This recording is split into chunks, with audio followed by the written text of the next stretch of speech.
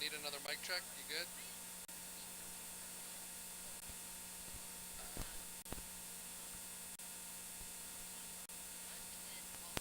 Feel free. Mic check. 1, 2, 3. Mic check.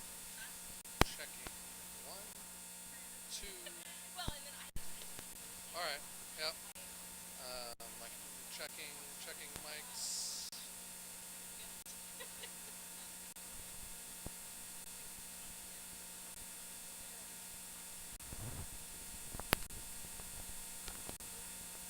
Let me know when you need it.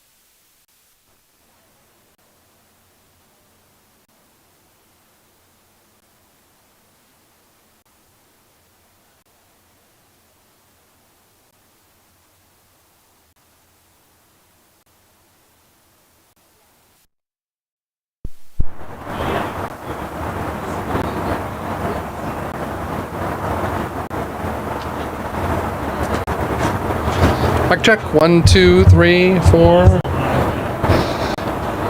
Is this something you need me to address, or you can you? Lower the.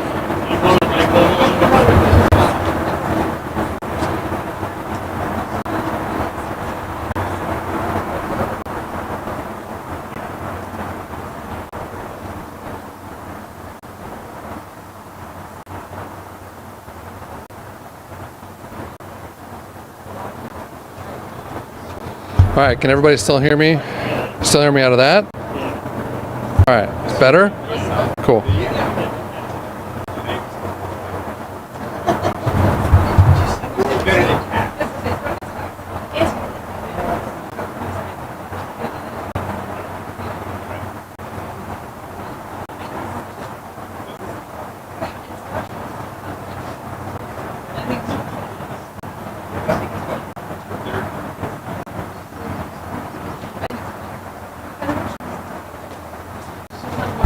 That's a very large crowd.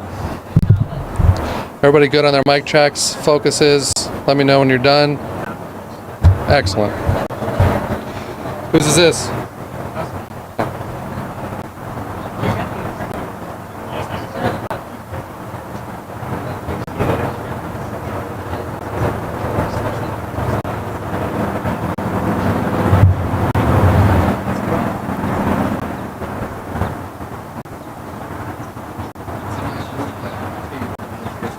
Slide down. So I'm going to move your mic over here. Sure, it should be. I only put the tape here because that wanted to fly away, but Or we can even use my phone to kind of. there you go. Sweet.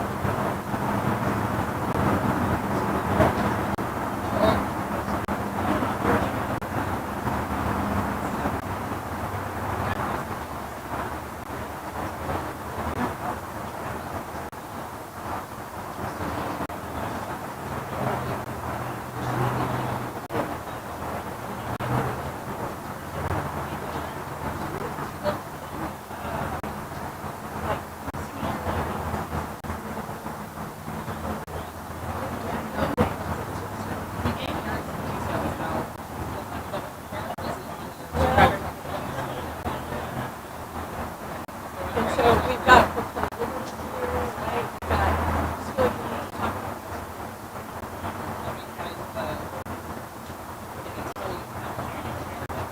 Yeah. No, you're fine. So we have, I'm gonna write it.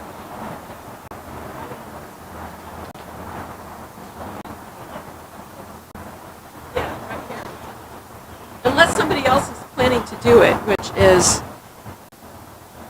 I don't know that anybody is. So. I doubt anybody else So knows if you could just how write down the much. details. Yeah. What it's called. Reclaim Liberty's here, right? Or Proclaim Liberty. Liberty. Yep. Yep. Here, we'll be here in just a second. Okay.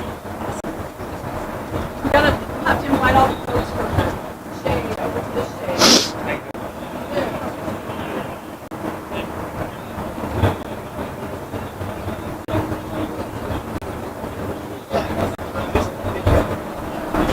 Ben Burr is right down here.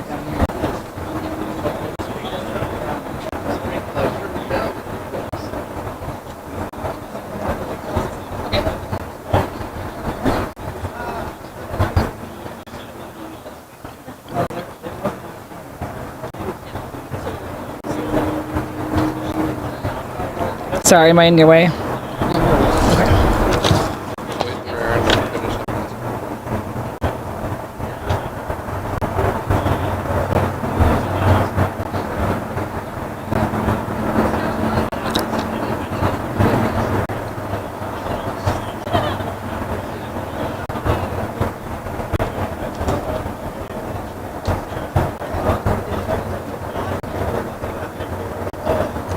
Most people are going to gather around over there.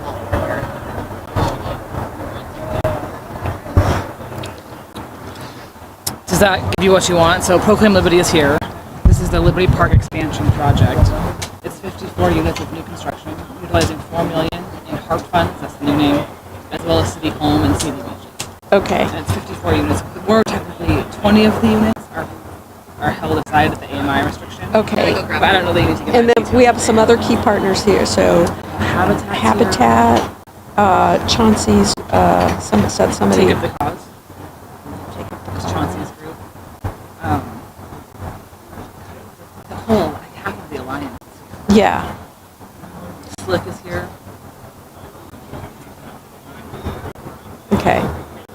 Those are at least 3 of the big ones. Okay, 3 of our key partners and others. And if you want, It looks like somebody from the AGC was here too. yeah, I think Laurel brought some trades folks. With Yeah. Okay. Well, I think it's stronger if as many people as possible just stand behind me. As soon as the spokesman's here, we can take off. Okay, that gives you enough. Yep. Okay. And I think Michelle from Habitat is speaking to. Yes. Hey there, Senator. How you doing? Pretty good. How are you? Good. Awesome. Thanks for being here. Yeah, sure. I'll be brief. Great. Thanks for passing the bill. Daniel Roberts. Daniel. Yes, right here. It's going to be here.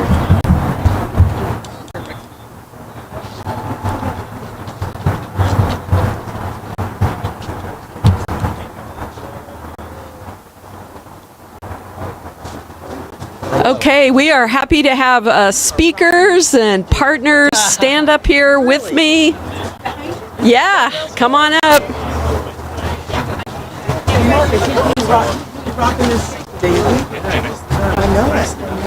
A lot of my reading zone, but I don't know whose that one is. Yeah, I don't know whose it is.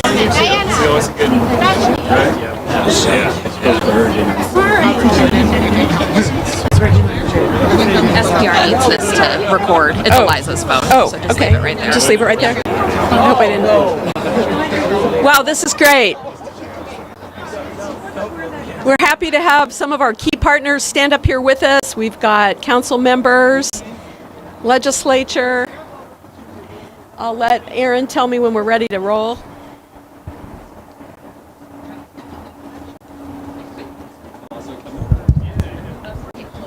Yeah, come on in, everybody.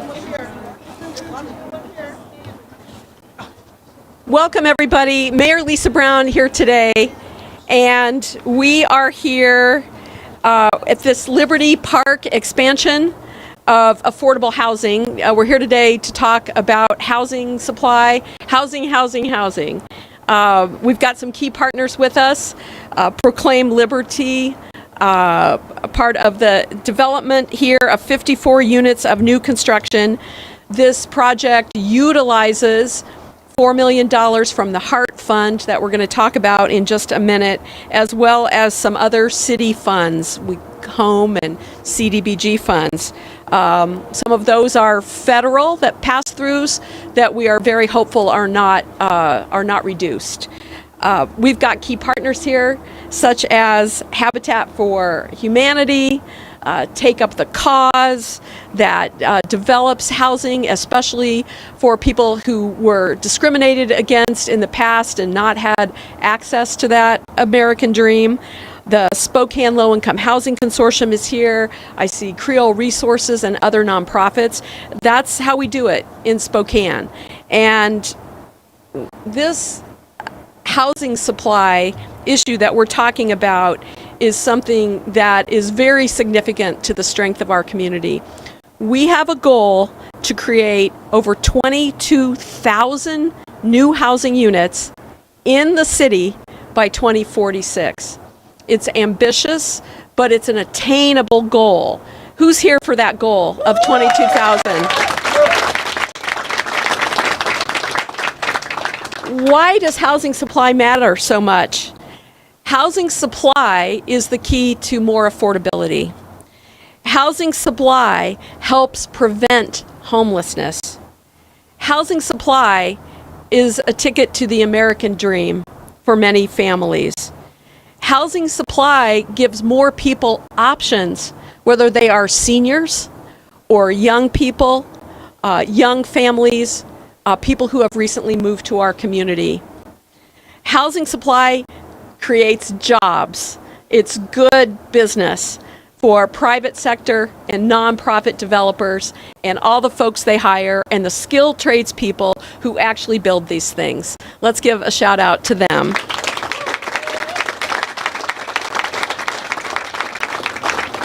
Housing supply makes us a stronger Spokane. And we take the all of the above approach about getting there. We recently, City Council recently passed the Home Starts Here initiative, and that is a comprehensive set of policies that lay out everything, again, from preventing homelessness all the way through to having the city departments all aligned around expanding affordable housing supply. So let me talk briefly about the 4 proposals that we're introducing today, and then we've got a few other speakers here to add a little more. First of all, the legislature passed quite a while ago House Bill 1590, and since 2020, Spokane has been leveraging that 1/10 of a cent local sales and use tax for affordable housing. The ordinance I'm introducing today updates and aligns that fund with our state and city housing goals and this goal of creating new housing units.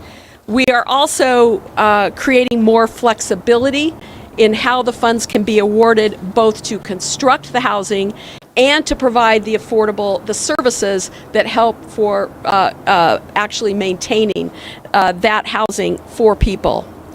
This ordinance will also bring the City Council into the process earlier by having them indicate their priorities early in the year through a resolution. And it will establish funding deadlines so that what we do here can best leverage state resources such as the Housing Trust Fund. We are also renaming this officially in honor of the work done by the Spokane Alliance to help get this fund off the ground in Spokane and to continue to advocate for its use. So today we have once and for all, we're not going to call it 1590 anymore, because there's always a new 1590 every year, right, Senator? So this fund will be called the Housing Equity and Attainable Residence Trust, the Heart Fund.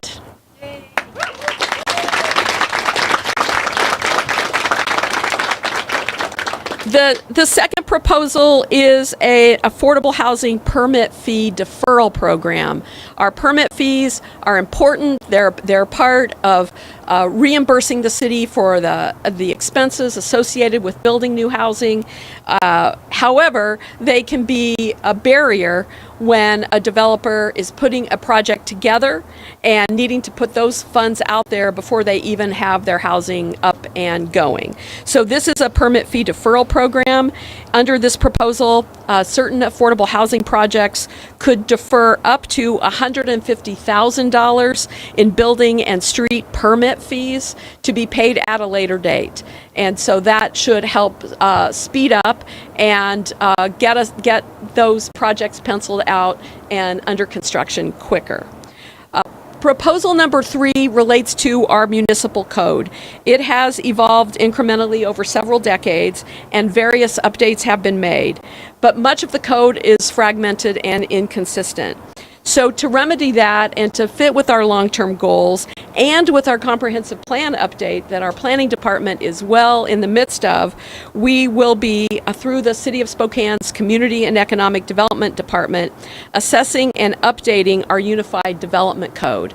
And as we do this, we want the interests that care about and benefit from housing to be part of that process. So this will be an opportunity for developers, neighborhoods, people who are urban geeks and want to bring some of the best practices of other cities to Spokane to be at the table with us as we update that code, make it consistent with our new comprehensive plan, and really set us off for success when it comes to having clear, understandable regulations and rules and opportunities around how you build in Spokane.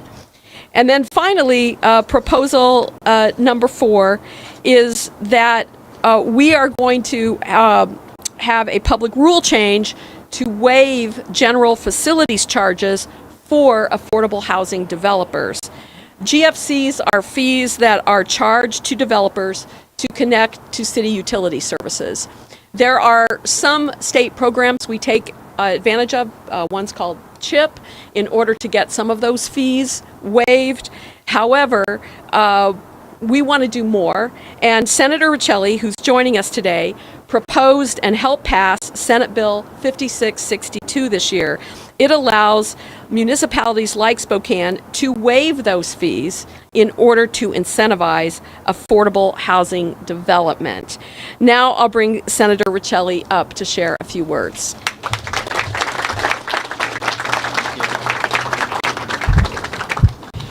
Well, thank you so much, Mayor. I'm State Senator Marcus Riccelli from the 3rd District, and I'm excited to see the initiatives put on by our city, by our mayor, by our city council, because good ideas don't come from Republicans or Democrats, they come from community members.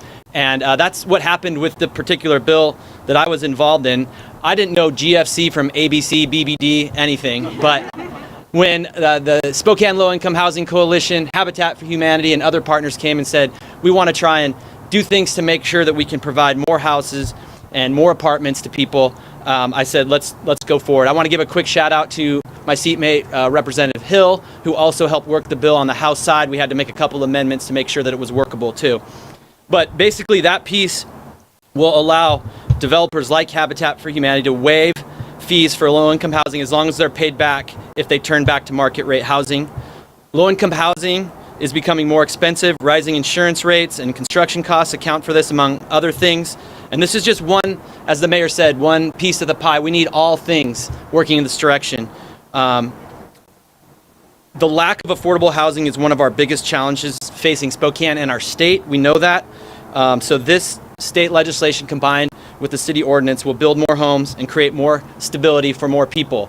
I want to talk to you about one quick thing too. All these pieces of the pie, we talk about housing as a roof over our head, but for me, someone who works in the healthcare space and works on a lot of healthcare policy, a home is really healthcare, okay? We know people aren't going to thrive unless they have a roof over their head. This is an important initiative combined broadly with these deals. I'm so happy to hear too that we have a goal, a target, because every time we build, it doesn't matter if it's one house, one apartment unit, whatever, every time we should ring the bell, because that means one more family, one more individual is going to be safe, happy, and healthier. Okay, so I'm very pleased with the initiative today to be speaking here. I'm very grateful that the city's working in partnership with the state.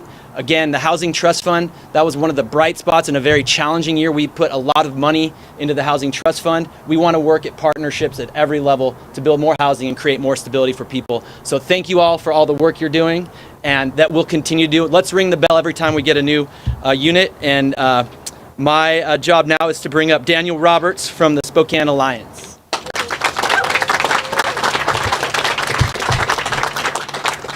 Good morning. Morning.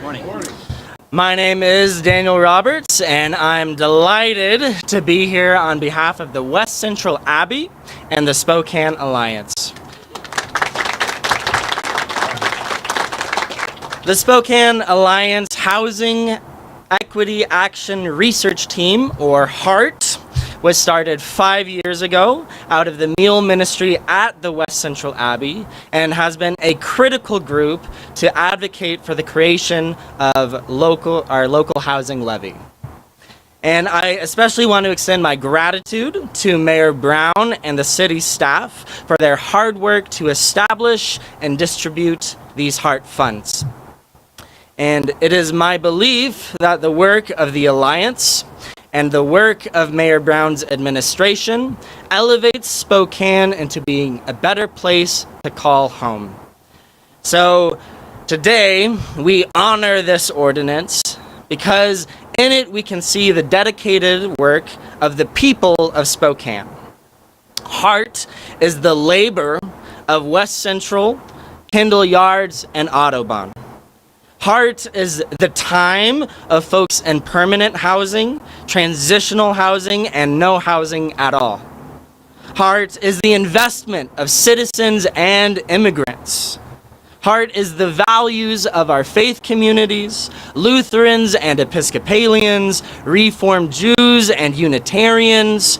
HEART is the persistence of Spokane's workforce, nurses and teachers and carpenters and government officials. We have all worked hard for this moment today. And so we celebrate. We celebrate the leadership the administration has taken to listen to community voices, to elevate community leadership, and to materialize community vision. We celebrate the collaboration which has made this possible. And we celebrate the funds which have been released and the units which have been able to be built through community investment. But there's still much work to be done to tackle Spokane's housing crisis. And so we must continue to dream of a Spokane we want to live in, a Spokane of opportunity, a Spokane of trust, a Spokane of inclusivity and collaboration. I am confident we can build that city together. Thank you.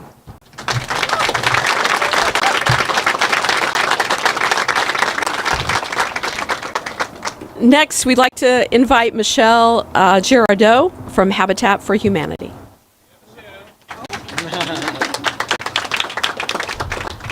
Awesome. Well, this is what I'm talking about.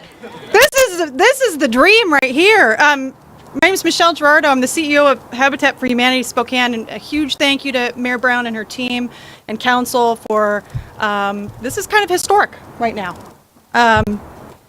So as we talk about developers, so Habitat's not just a developer. We don't just develop homes. We're a developer of hope.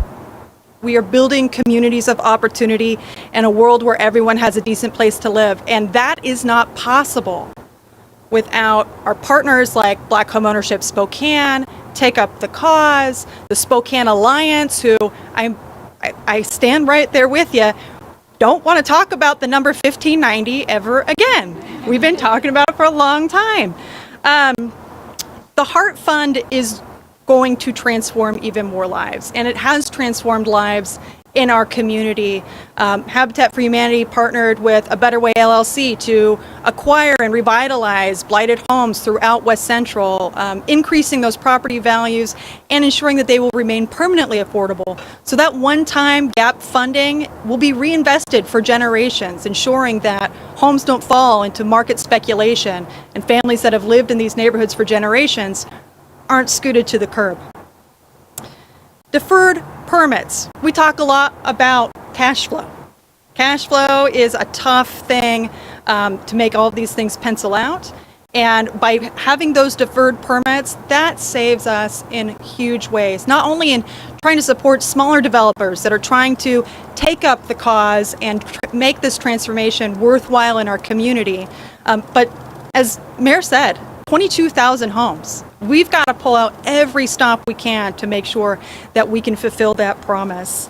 GFC waivers. So just in the last few years, we've seen that the difference between even just a couple $1,000s can price a family out of obtaining an affordable homeownership opportunity.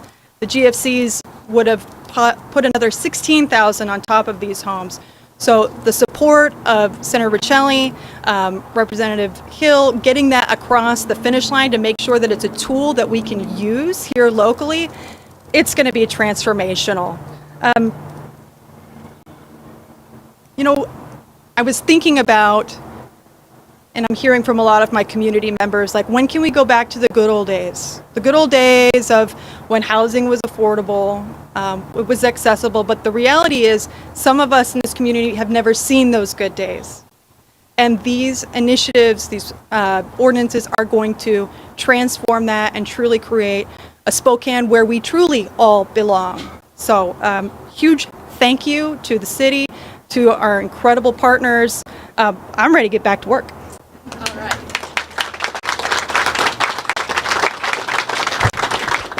So like with any ordinances, they have a long journey. They often start with advocates.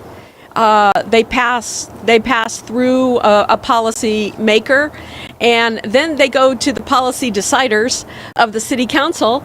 And so I just want to acknowledge that Council President Betsy Wilkerson is here, Council Member Zach Zapone, Council Member Paul Dillon. They're here because they are on board with the spirit of creating more housing in Spokane. So thanks to you.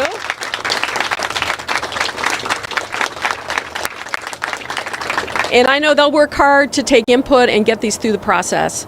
So with that, we are open to taking a few questions. Anybody has any? Yes, Emery. The WAVE GFCs will essentially work by spreading out the costs throughout the system, throughout the system of